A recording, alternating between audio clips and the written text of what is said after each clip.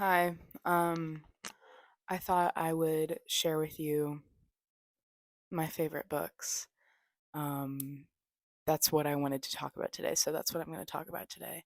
I'm not going to get into the plot, really, of any of them. I'm just going to tell you why I like them.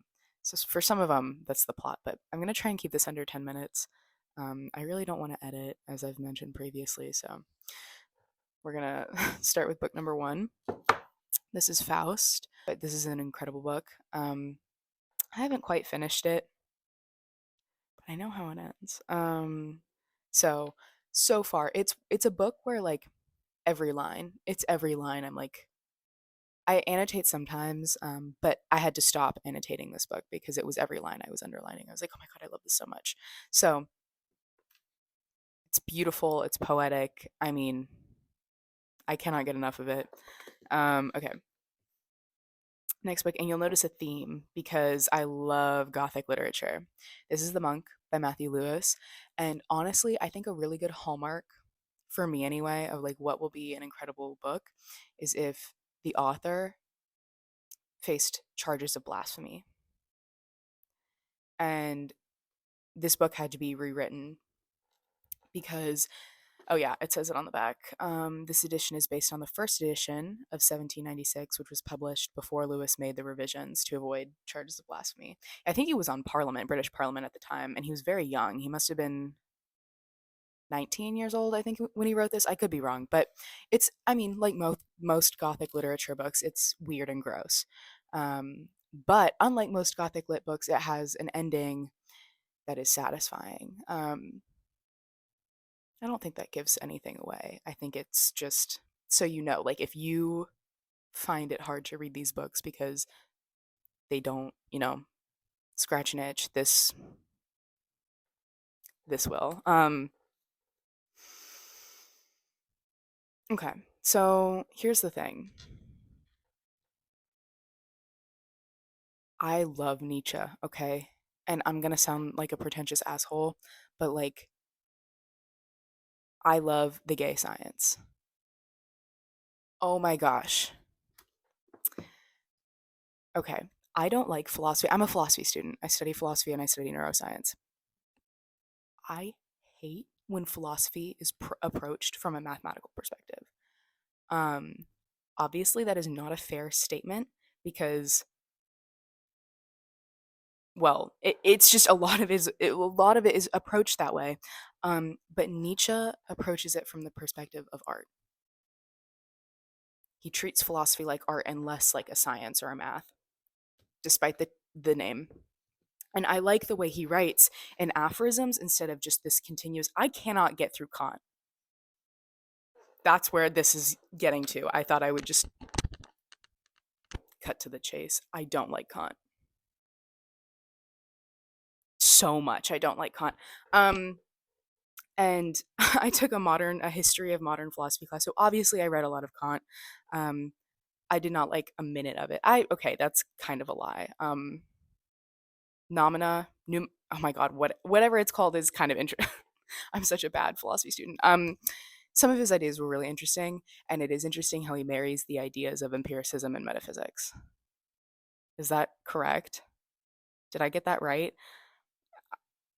I did not do well on the Kant unit. I'm going to be so honest. Maybe that's another reason why I don't like him is because I don't understand his. Okay, this isn't about Kant. This is not about Kant. This is about Nietzsche.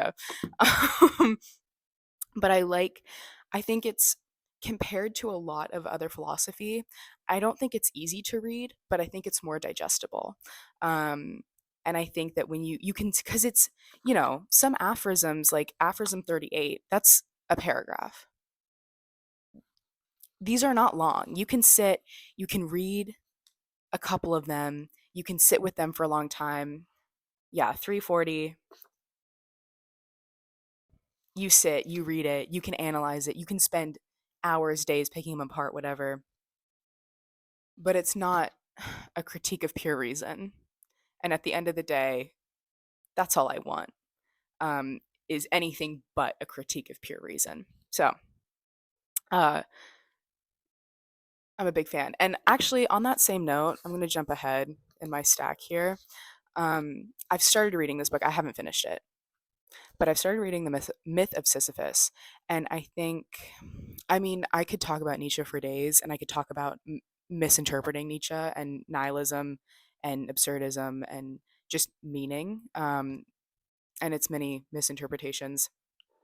Um, but the Myth of Sisyphus is one that I have begun to really enjoy. Um, I'm beginning to really enjoy. I'm not going to edit that out. We all make mistakes. Okay. I am really, really liking this. It's right off the bat, first couple pages. Um, it's beautiful. I like absurdism. I'm a fan. I'm getting there. This is, and I think these pair nicely.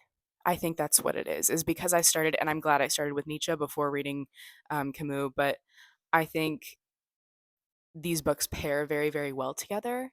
And because I really like the way Nietzsche writes, I really like the way Camus writes. Um, I will have to stick with it. It's a short read. I have exams until the end of April, so this is going to have to be put on pause, at least for a little bit. But I don't know, I'm really, really enjoying it. Um, and I do think, like, so far, these are proving to be very good to read in tandem, or at least one after another. So I'll put that to the side. This one is not going to come as a surprise to anyone. Just look at me. Are we shocked? I'm on my second read through. Do I have to say anything about this book? Truly, do I need to say anything? I love the way Donna Tartt writes. Oh my gosh. And in my own writing, like, I don't think I'm have warranted, or I don't warrant the title of writer quite yet. I don't think I'm there, but I do write. I have tried my best to take inspiration from her writing style. Nothing I do holds a candle to her work. She is I could start a religion around this woman. Sorry.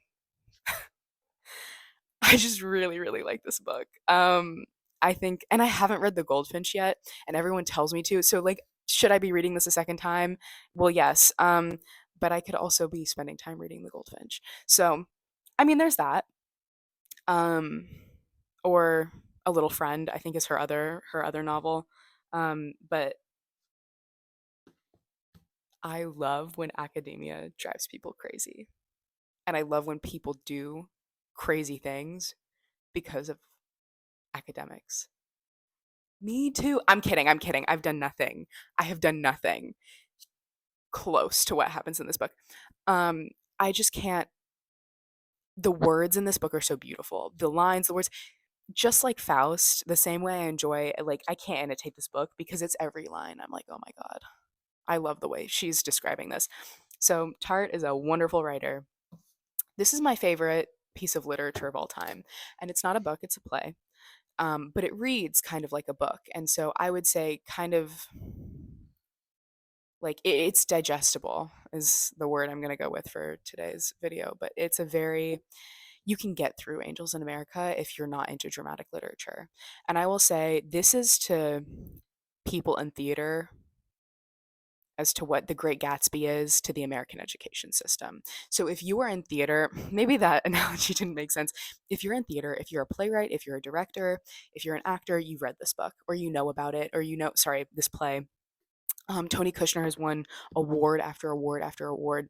And there's a very famous scene in part one, act one. It's scene eight. It is act one, scene eight. It's a very, very famous scene. And it is just, same with Donna Tartt, same with Faust. It's every line. It is every line. And this is like, I mean, I could talk about Tony Kushner all day too, but the writing is so, like, you can read it like a book, I think is very, as well as it translates to the stage, it's also something that I think is very, very easy to get into if you're not someone who has dabbled in dramatic literature outside of the required Macbeth, A Midsummer Night's Dream, and Romeo and Juliet. It's worth it. It's so worth reading. Um, So if you are someone who is interested in broadening your literary horizons, I'm sorry that sounded so pretentious. But if you're just interested in reading more genres and you want to see what dramatic literature is like, pick up this book. It's beautiful. You won't regret it, and it's quick. Plays are quick reads for the most part.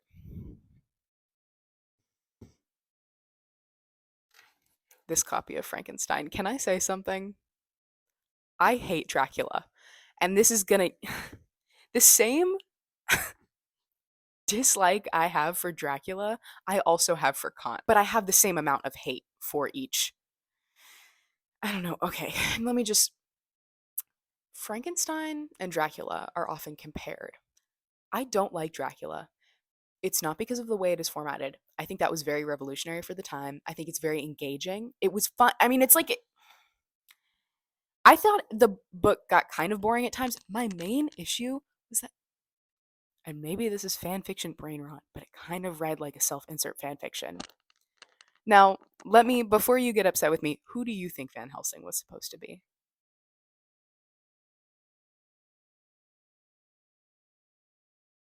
I'm just saying, and that's no shade to Bram Stoker because Pierre and War and Peace was a self insert of Tolstoy, okay? Am I? I hope I'm not getting that wrong. Back to Frankenstein.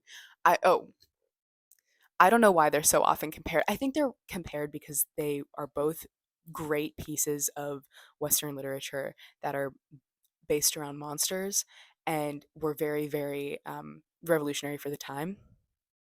This is a commentary on the Enlightenment. Dracula is a self insert fan fiction. And that's where I'm confused where this comparison that's where the comparison kind of stops, you know? It stops at the whole monster thing and then they have nothing in common. They have absolutely zero in common. So maybe I'm dense, maybe I'm missing something, but in my opinion, very, very, very different books. And Mary Shelley's writing, I mean, I haven't read her other work. I know she's written other stuff. I know a little bit about her life. Truly, like it's so easy to love. This book is very very easy to love, and it's so beautiful. And I did ask for this copy for Christmas because I think mm, it's just so good.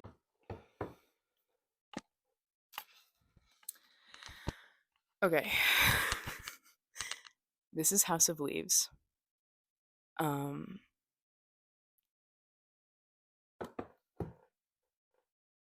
I am having a hard time getting through this book, and it's not. It is because it is quite literally. It is difficult to read. Okay, hold on. Some of the pages look like this.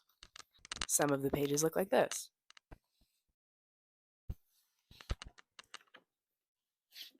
So it's not a book. It's not one book. Um oh my god, this is incredible. It's a mystery, I think. Well, it is, but I feel like that also doesn't do the book justice calling it a mystery. I don't think that's quite right. It's everything is symbolic, which I love. I'm really obsessed with symbolism. Everything in this book has meaning. Everything is symbolic of something else. Truly, I don't even know. If you have a Kindle and if you read on a digital, don't buy this book. You need to buy a physical copy of this book or it's not going to make sense. I learned about this because in a playwriting class I took, one of my friends for their final play turned this one of the sections of this book into a play and I got to act in it. And if I do say so myself, I do distressed mom very, very well. After they turned the story into a play, I was like, well, now I have to buy the book. And it is hard to read. It's confusing. It's so confusing. So I have to put it down and pick it back up and whatnot. But okay, that was my rapid. And by rapid, I mean it took me 17 minutes to do this. I might edit some of it. Who knows? Before I post it. But I hope you want to read one of these books. Yeah. So I think I don't really know how to wrap this up, but these are my thoughts. I hope they were not bad takes, but at the end of the day, this is just what I thought. So, um, Yeah, I hope you feel inspired to read some of these books, but yeah, okay, I'm done.